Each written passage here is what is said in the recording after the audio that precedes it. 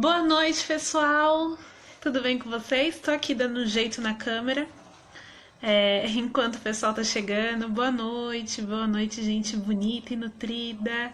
Hoje, quarta-feira, estamos aqui para mais uma live de saúde, né? Uma live sobre alimentação, nutrição e saúde. Sejam todos bem-vindos e bem-vindas à nossa live. Para quem não me conhece, eu sou a Priscila. Eu sou nutricionista, tenho a pós-graduação em nutrição clínica e nutrição clínica funcional.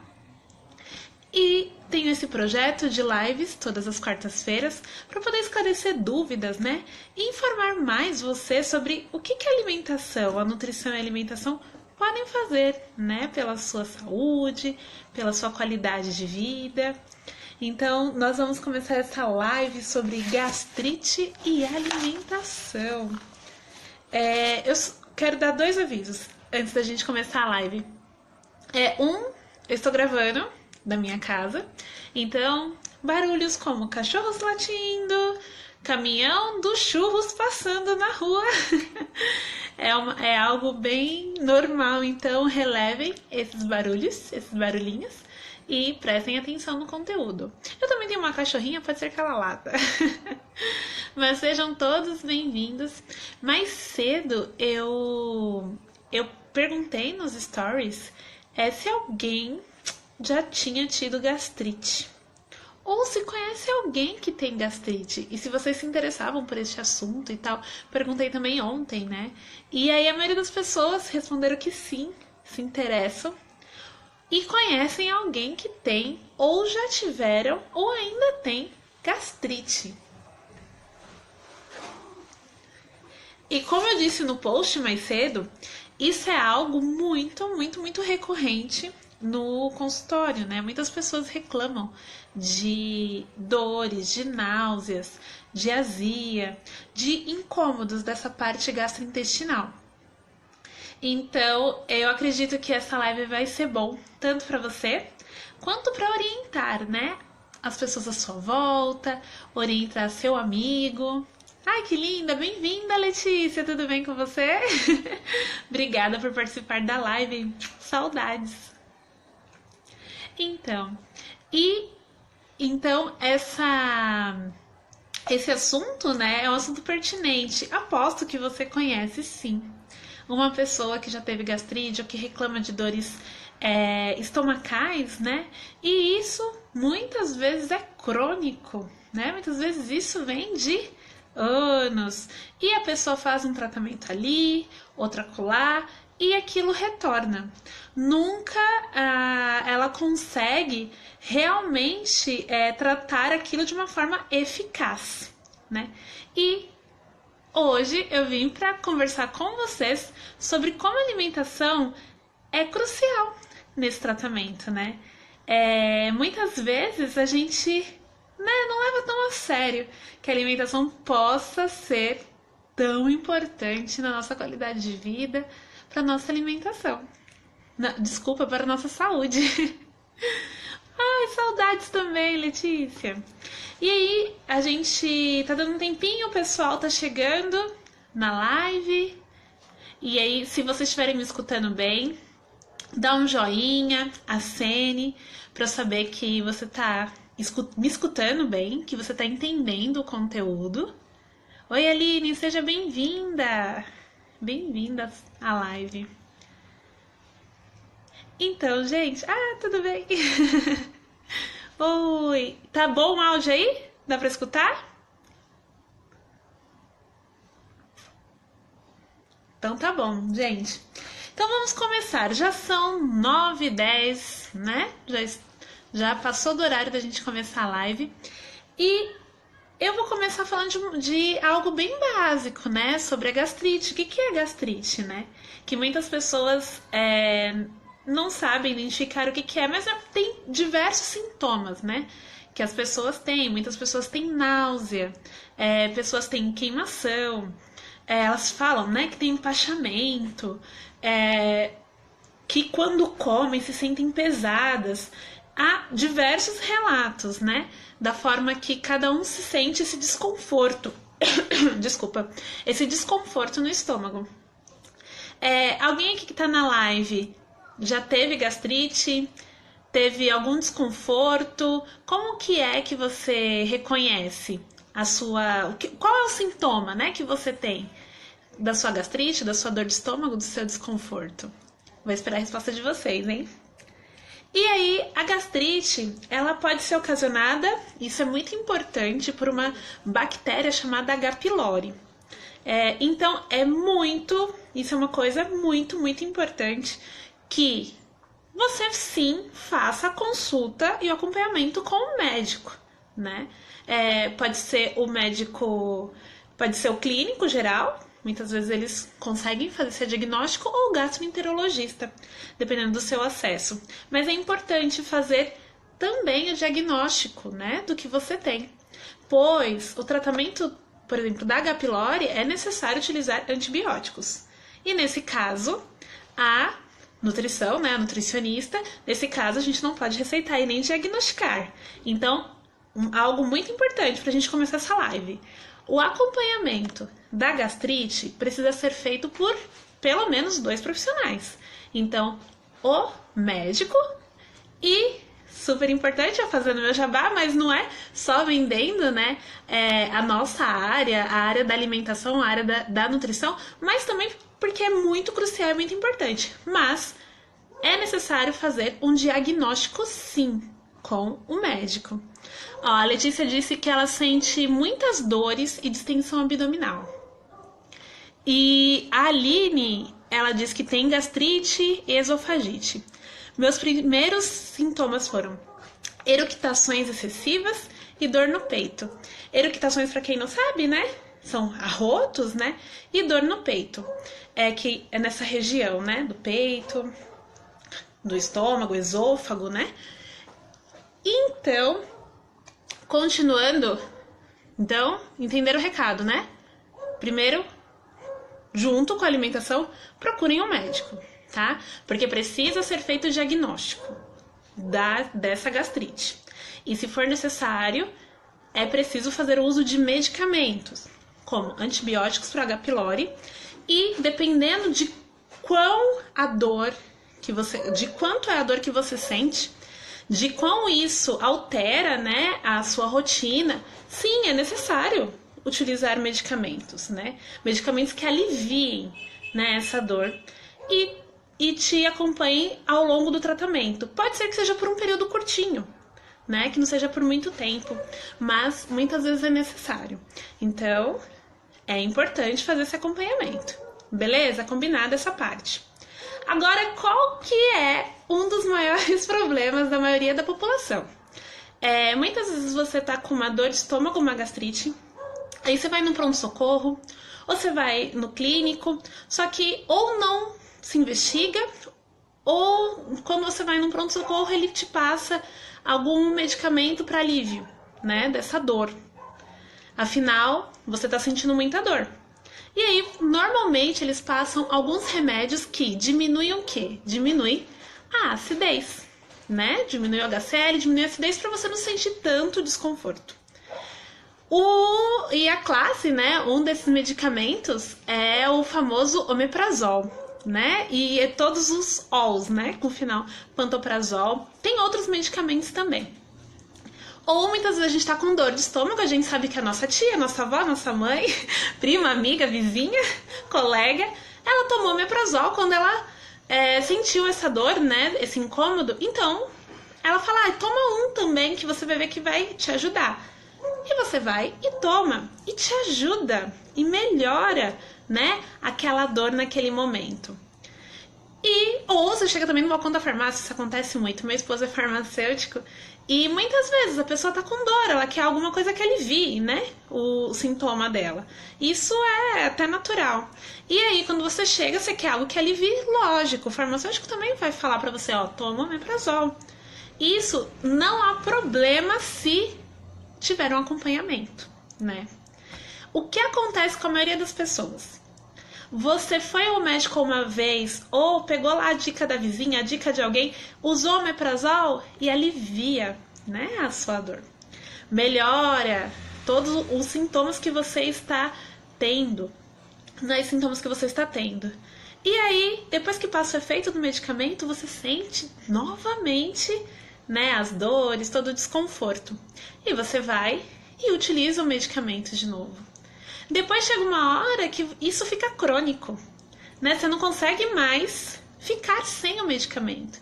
Então, usa um dia sim, um dia não, usa 1, 2 vezes por semana, daqui a pouco tá usando 3 vezes por semana, 4 vezes, até que se torna crônico. Conheço sim pessoas que usam diariamente por anos. E é com acompanhamento médico? Normalmente não. Normalmente é por conta. É sem acompanhamento médico, porque normalmente o médico, ele receita por um período o omeprazol, né? Ele não receita ad eterno. Apesar que tem também pessoas que acabam receitando aí os medicamentos, você tá fazendo tratamento e já coloca o omeprazol junto com o medicamento que você vai tomar. Já para garantir que você não vai sentir dor. Então, né? Depende do organismo de cada pessoa. Tem pessoas que precisam, pessoas que não. Mas, vamos lá. Eu queria saber de vocês que já sofreram com dor de estômago, com gastrite, se vocês estão nesse grupo, que vira e mexe estão tomando omeprazol, pode ser ranitidina, né?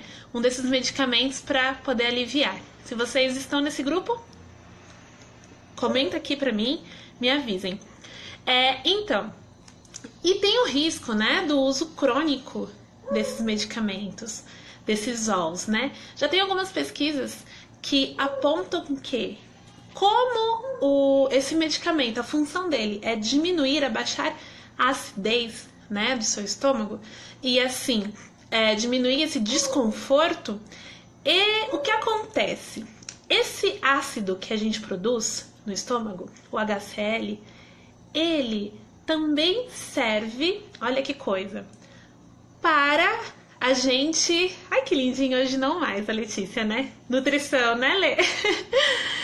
E o que eu ia falar? Ele serve pra gente absorver muitos nutrientes.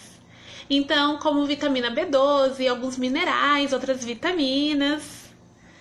E o que acontece? Ao longo do tempo, você usando o omeprazol, ele vai diminuindo essa absorção. E o que significa essa questão, né, da diminuição da absorção? Porque ele pode acarretar outros problemas. Por exemplo, se você tá absorvendo pouco ferro, pouco cobre, provavelmente você pode desenvolver uma anemia. Tem alguns estudos que apontam que pessoas que usaram os OLs de forma contínua acabaram desenvolvendo demência ao longo do tempo, porque tem uma menor absorção de todas as vitaminas, né? E principalmente de B12. E tem uma questão muito importante. Olha que coisa, o omeprazol utilizado, os outros OLs também, utilizado de forma contínua, ele também cria um ciclo vicioso. Deixa eu ver aqui os comentários. A Letícia aqui diz que não mais, né? Não usa hoje mais. E ela fez parte desse grupo por muito tempo. E a Aline, nunca tomei omeprazol, porque não sinto queimação no estômago. Mas minha mãe sente queimação e toma direto. Então, Aline, olha o risco, né? De desenvolvimento de outras doenças, né? E o que acontece? Começa a ter um ciclo vicioso. Porque diminui a produção de ácido clorídrico, que aumenta as chances de infecção por H. pylori. Porque o ácido que a gente produz é proteção também para o nosso estômago. Não é à toa que a gente produz ácido, né? É para digestão e é para proteção. E aí aumenta a probabilidade de você de novo ser infectado por H. pylori. Então tem pessoas que têm gastrite, por exemplo, por H. pylori, que são ciclos. Melhora um tempo, trata, daqui a pouco volta novamente. Então é um ciclo vicioso. Além do que todo nosso corpo, a gente funciona harmonicamente, é uma orquestra. Então a gente precisa, por exemplo, de todos os nutrientes, vitaminas, minerais, que eles estejam equilibrados para a gente poder fazer as nossas funções, né? Então, se eu tô absorvendo poucas vitaminas, minerais, eles vão acabar fazendo com que a própria proteção, né, do meu estômago, do meu sistema digestório, diminua. Então, eu precisava, por exemplo, produzir um pouco mais de ácido ou de enzimas digestivas. Toda essa produção ela é diminuída. Então, agrava ainda mais o meu problema. Olha que coisa! Então, você está tomando uma medicação para poder melhorar e acaba agravando o problema. Eu não estou falando, gente, que não é para nunca mais tomar, mas tomar com orientação, acompanhamento médico. E o mais importante, que é o objetivo dessa live, né? Com acompanhamento nutricional, com a mudança na alimentação. Agora eu vou explicar o porquê que a alimentação é tão decisiva, né? E aí, Aline, fala para sua mãe. vamos conversar sobre por que a alimentação é tão decisiva. Tem vários pontos importantes, né? Mas um ponto muito importante que a maioria das pessoas que chegam no consultório e tem sinais e sintomas, alterações nessa questão do estômago, do sistema digestório, né, do trato digestório, ela tem outros sintomas.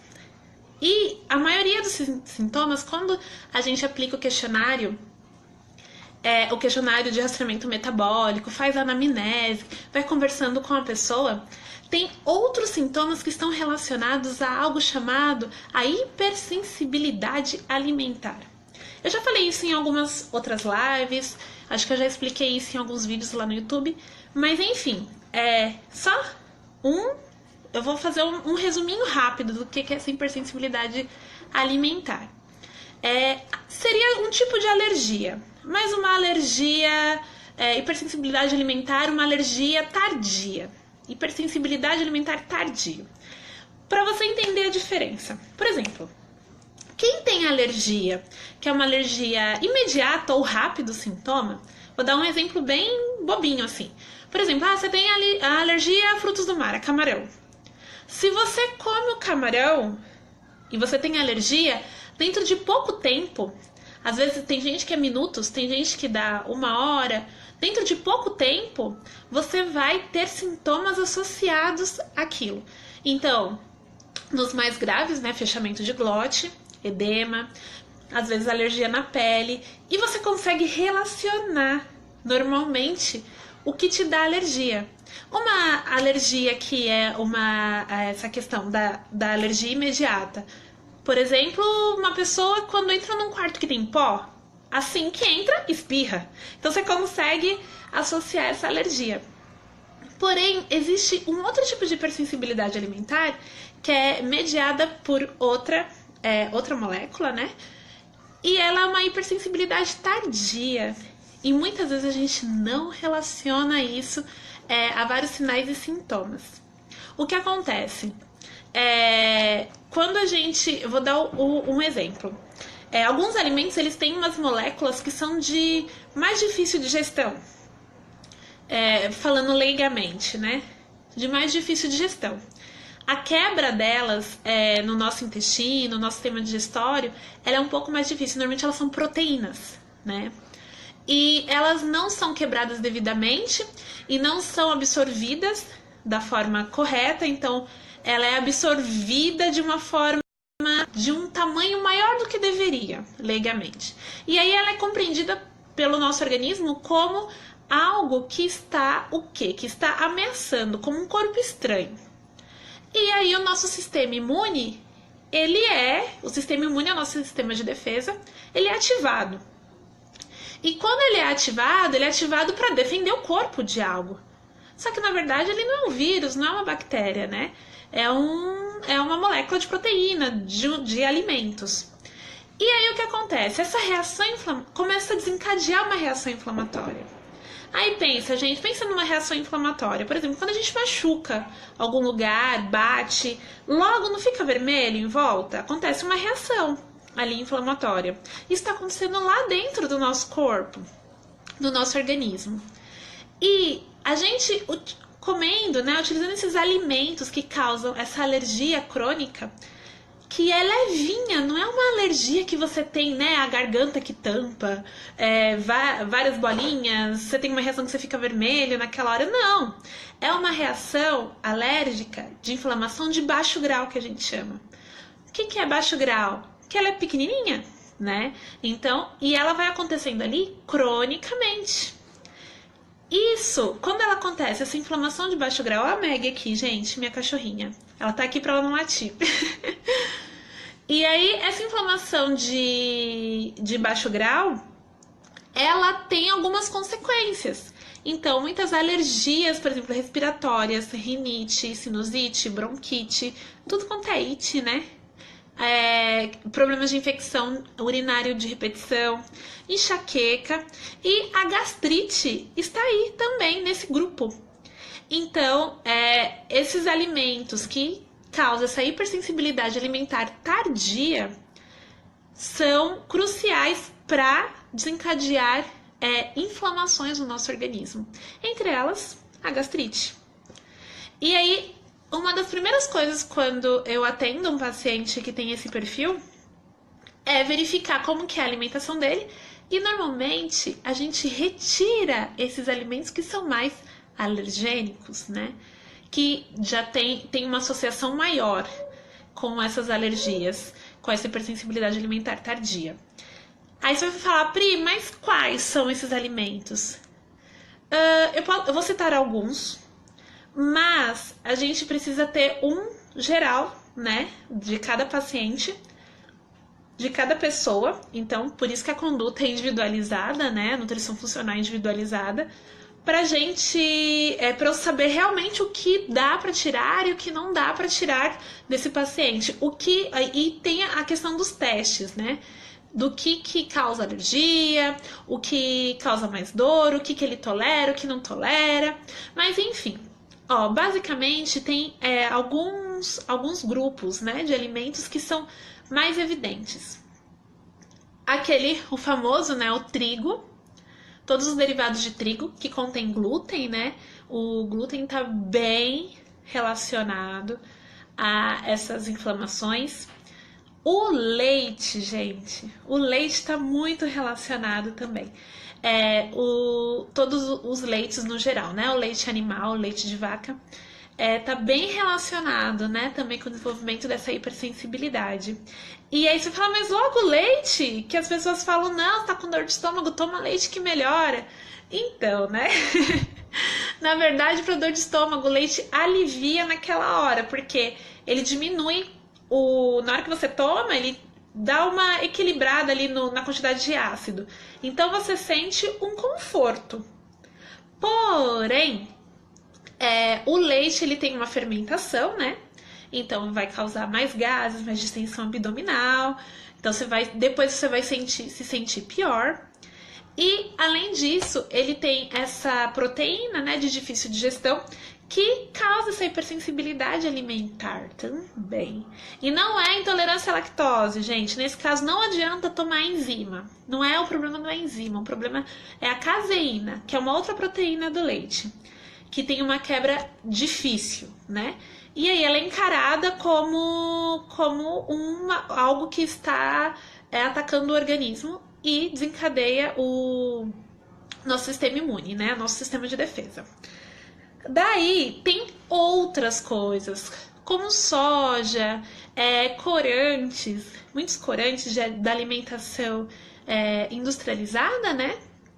Então, corantes, gorduras saturadas. Então, assim, basicamente tudo que a gente encontra em alimentos superprocessados, conservantes e tudo mais, tem relação. Então, uma das primeiras medidas que se faz quando você tem gastrite, você tem dor de estômago, é retirar. Retirar o que te causa alergia. É um dos R's, né, na nutrição funcional. Então, primeiro tem que retirar. E assim, vocês podem fazer o teste. Normalmente são os alimentos que você mais é viciado. Aquele alimento conforto, sabe? Normalmente ele tá nesse grupo. Aquele que você come muito, normalmente ele tá nesse grupo.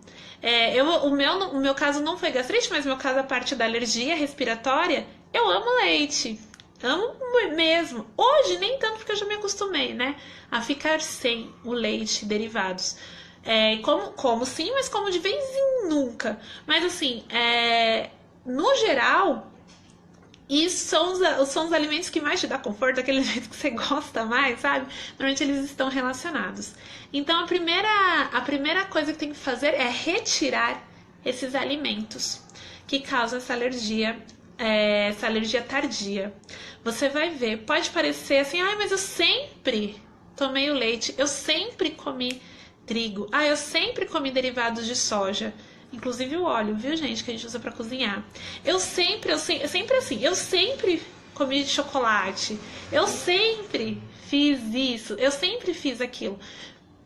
E realmente, você sempre fez isso. E com o tempo, você foi desenvolvendo essa hipersensibilidade. Ou você é uma pessoa que é mais sensível a essas proteínas. Só que como você nunca fez o teste de retirar, você não sabe como é a sua vida sem. A partir do momento que você retira, vocês podem fazer o teste. Se vocês ficarem uns 15 dias sem, principalmente esses alimentos principais que eu falei, e lógico que você tem que melhorar o outro lado. Primeiro é retirar, né? Então, primeiro retirar esses alimentos, vocês vão melhorar muito, muito, muito dos sinais e sintomas que vocês têm. E aí, a gente precisa também recolocar, né? Recolocar as enzimas as enzimas digestivas. E aí, como que a gente recoloca? A gente recoloca através da alimentação, né? Comendo mais alimentos naturais, frutas, verduras, legumes. Principalmente o grupo das brássicas, né? Que tem o brócolis, couve-flor, repolho. Tem várias, couve de Bruxelas, repolho roxo, couve-flor eu já falei, né? Brócolis, esses são os mais comuns. Então você comendo essa quantidade, você utiliza um alimento que ele faz o papel de protetor gástrico. Então, assim, o ideal, esse grupo das brássicas, né? Desses alimentos que eu falei, desses alimentos são os verdes mais escuros, salvo, né? O repolho e a couve-flor que fazem parte desse grupo, mas a corzinha deles são mais claras, né? É ideal comer mais ou menos uma xícara por dia. Então, tem o famoso suco verde, né? O suco verde é uma boa porque você consegue bater no suco uma quantidade grande, né? Desse grupo. E tomar esse suco verde de manhã é muito bom, ou de manhã ou à noite, e ele dá uma aliviada, tanto nos sinais e sintomas, quanto ele repõe enzimas digestivas, fibras, nutrientes. Então, essa é uma dica maravilhosa. Todo esse grupo das brássicas, suco verde vai super bem para quem tem gastrite. Outra coisa, recolocar, né? Para recolocar essas enzimas, né, também, você pode fazer uso de alguns chás. O chá de alecrim é uma ótima pedida. Eu sei que o alecrim normalmente a gente usa em coisas salgadas, né? Mas o alecrim, ele é uma forma também de repor essas enzimas digestivas. E uma coisa também muito interessante... tem outros chás, né? Tem chá de guaçatonga, chá de hortelã, dependendo do tipo, né? Da gastrite, dependendo do objetivo, que ele dá uma aliviadinha. Na verdade, o chá de hortelã também serve para aliviar, né? Após a refeição. E o chá de alecrim antes, para ajudar na digestão. E uma coisa muito interessante é que muitas vezes a gente acha que a gente tem dor no estômago, que a gente tem gastrite porque a gente produz muito ácido. E nem sempre a questão é produção excessiva de ácido. E aí a gente vai lá e toma omeprazol para reduzir o ácido, só que muitas vezes é falta de produção do ácido clorídrico. Falta de produção de muco, né? Então, na verdade, o seu estômago não está funcionando da maneira que deveria funcionar. E aí você vai lá e toma um negócio para diminuir mais o ácido do estômago, e o problema não é o ácido.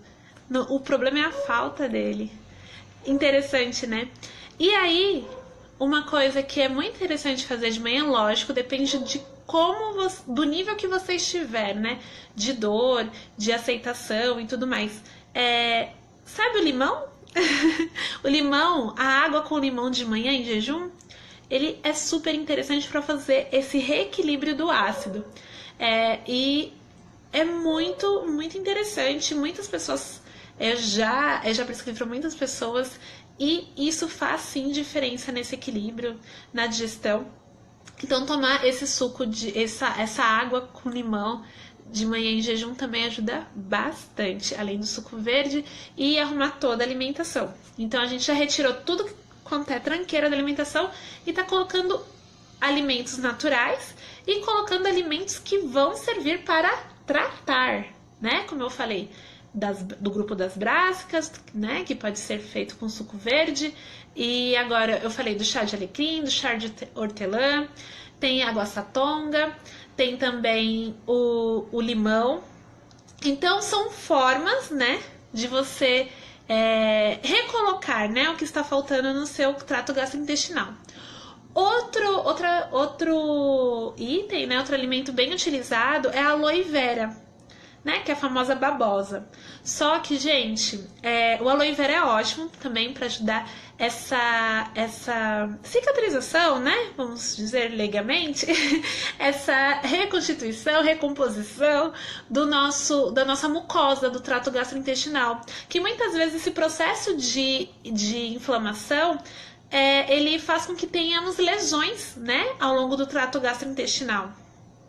E a aloe vera, ela ajuda muito, né, nessa questão dessa cicatrização, dessa recolocação de enzimas, da melhora da mucosa. Porém, o aloe vera, eu tenho um parênteses no aloe vera. Primeiro, algumas observações. Primeiro, você não pode pegar lá a planta, a babosa, cortar no meio e pronto e utilizar, né? 1 colher, 2 colheres por dia do aloe vera do quintal da sua casa. Por quê? Agora, preste atenção nesse porquê. Porque essa planta, ela tem alguns componentes tóxicos, são os alcaloides tóxicos. Quando a empresa farmacêutica, a indústria, ela faz, né, ela invasa esse aloe vera, ela retira esses alcaloides tóxicos. Esses alcaloides tóxicos em excesso pode prejudicar sim a sua saúde, pode prejudicar o seu funcionamento hepático, ou seja, do fígado. Então não façam isso, não utilize aloe vera que você planta no quintal. Nós não temos segurança para isso, tá? Apesar de ser muito bom para outras coisas, para o cabelo, usa no cabelo, né? Mas não toma, porque nós não temos essa segurança, tá? Da planta que se utiliza no quintal. Tirando que a aloe vera também tem alguns, como que se fala, gente, em botânica? Esqueci a palavra, em botânica. Mas ela tem alguns tipos diferentes, né? Então, toda aloe vera não é igual. Então, eu não sei qual que você tem na sua casa, não sei qual que está plantado no seu quintal, mas é melhor confiar nessa que é feita pela indústria. E, mesmo assim, você precisa dar uma olhada nas marcas de aloe vera, se elas são certificadas e se elas são autorizadas pela Anvisa, porque nem todas são. Que coisa, né? Eu não vou falar de marcas aqui nesse momento, né? Porque depois vai sair falando que a Nutri falou que aquela que é boa, que aquela que faz. Eu não vou falar neste momento dessas marcas, porque existem também outras que eu não conheço no mercado que também são boas e não tem por que eu falar de uma ou de 2 marcas, né? Mas enfim, essa aloe vera, aí a dose da aloe vera depende de cada estágio. Normalmente no começo se toma mais e depois para manutenção vai se diminuindo. Então isso é uma coisa individualizada a dose. Mas é muito boa a aloe vera também para esse tratamento, para reposição de enzimas, né? Essa melhora do muco. E é isso. Deixa eu ver o que mais alguma coisa eu esqueci. E agora tem algumas perguntas, né? Gente, vocês entenderam? Deu pra entender? Vocês estão gostando da live? Estão gostando do assunto? Tem alguma coisa que eu não deixei clara? Se vocês tiverem alguma dúvida, escreva aqui, comenta aqui embaixo que eu respondo, porque, né, aqui é um resumão, né, do tratamento da gastrite. E tem algumas dúvidas, tem muitas pessoas que têm dúvidas a respeito de condimentos, né? Eu posso não fazer tempero, como que eu vou temperar minha carne, minha comida, para não piorar a minha gastrite, né? Primeiro, condimentos naturais. Primeira coisa, na hora que retira toda aquela tranqueira, né, que a gente brinca, aproveita e retira aqueles temperos prontos, aquele tabletinho, aquele tempero lá que diz que é do amor, retire ele da sua vida, né? Então, retirando esses temperos aí prontos da sua vida, você já vai melhorar muito, né, a qualidade dos condimentos da sua alimentação. E aí você coloca no lugar os condimentos naturais, tá? Para começar. Alguns condimentos, por exemplo, como a pimenta do reino, aí a gente vai de acordo com a tolerância de cada um. Tem pessoas que se colocar um pouquinho só, umas pitadinhas só para dar um saborzinho e tal, elas toleram super bem. E tem pessoas que não. Agora, às vezes a pessoa está acostumada a usar muito, bastante, e aí diminuir vai realmente melhorar, né? Essa questão da irritação, do estômago, mas assim, tem que testar. E tem condimentos maravilhosos, por exemplo, a cúrcuma, né? O açafrão da terra, que a gente usa tão pouco, né? Na nossa cultura aqui brasileira, a gente usa até bastante coloral para dar cor nas coisas, e açafrão a gente não usa, né? Pelo menos, eu pego poucas pessoas que fazem uso do açafrão, né? Normalmente quando eu vejo numa galinhada, que o pessoal gosta de colocar, mas tirando isso, pelo menos aqui em São Paulo, né? Perto de onde eu moro. Tirando isso, eu não vejo o pessoal utilizar o açafrão. E o açafrão tem propriedades anti-inflamatórias maravilhosas. E também propriedades que diminuem a queimação, diminuem a azia. Então, abusem de açafrão. E abusem de temperos frescos. Lembra do alecrim que eu falei para fazer chá? Utiliza ele na sua alimentação. A salsinha, né? A salsinha, a cebolinha, manjericão. Utilize os condimentos no seu dia a dia. Isso vai enriquecer e vai te tratar. Isso é muito importante. Ai, obrigada, Lê. Mas alguém tem alguma pergunta? E tem alguns outros mitos, né? Eu já falei do mito do leite, né? Que o leite alivia, mas não trata, não melhora e piora a dor. Eu falei das frutas ácidas, eu falei do limão, né? Que muita gente acaba, eu não vou comer uma fruta ácida porque eu vou me sentir mal. Mas na verdade é porque você está desequilibrado.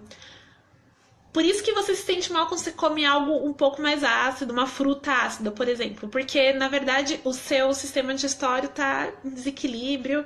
Então, precisa arrumar toda a casa e você vai conseguir, sim, comer a fruta ácida, né? Lógico, se você não tiver uma lesão na mucosa e tudo mais, e se você tolerar.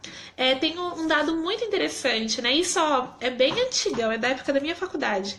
Uma vez a professora falou que assim, o pH do nosso ácido clorídrico do estômago é maior que de todos os alimentos naturais. Então, o pH do seu estômago é maior do que o pH do limão. É mais ácido, né? Desculpa. É mais ácido que o pH. É maior, né? Desculpa, menor. A pessoa fugiu da aula de química.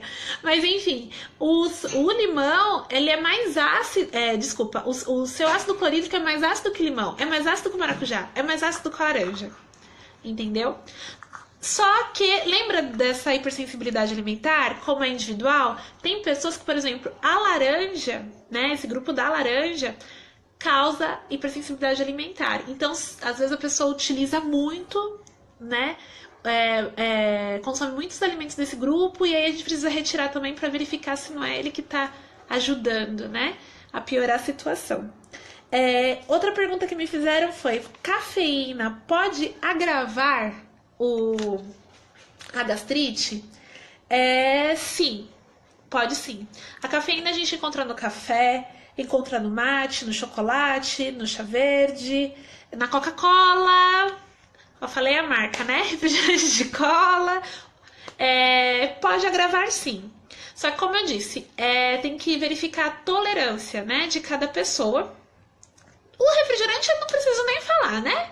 Então é melhor diminuir, deixa pra festinha, deixa pra quando você for sair, desde que não seja todo dia, deixa lá pra reunião de família, pra tomar lá o golinho de refrigerante, né? Mas todos os dias vai piorar sim, sua gastrite. Não tem jeito, não tem jeito, vai piorar. Tirando que também tem os corantes, o corante também do refrigerante também pode desenvolver algumas hipersensibilidades alimentares. E depende, tem pessoas que toleram bem uma xicrinha de café. E aí, essa pergunta também depende da quantidade que você toma. Porque se você toma 1 litro de café por dia, realmente vai causar algum dano, né? Seu sistema digestório, porque 1 litro de café, né? É muito café, é muita cafeína. Por exemplo, o chá verde. O chá verde tem cafeína e ele também tem propriedades anti-inflamatórias. Aí a gente fica numa sinuca de bico e você fala, mas aí eu tomo ou não tomo? Depende da sensibilidade. Os meus pacientes tomam, mas depende da sensibilidade à cafeína, beleza? E outra coisa que agrava é bebida alcoólica, que me perguntaram também, coisas que agravam. Bebida alcoólica de forma crônica, então também pioram a dor de estômago, a gastrite. E sal em excesso também desequilibra. E é isso, gente.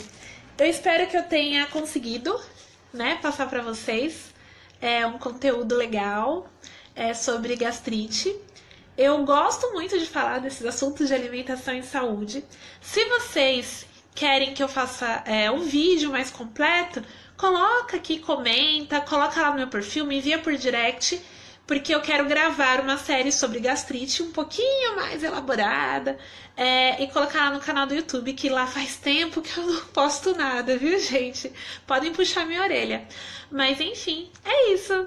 Se vocês gostaram, comenta, manda essa live para quem você conhece que precisa fazer um tratamento de alimentação para gastrite, né? E é isso aí. Mais perguntas, me mandem nos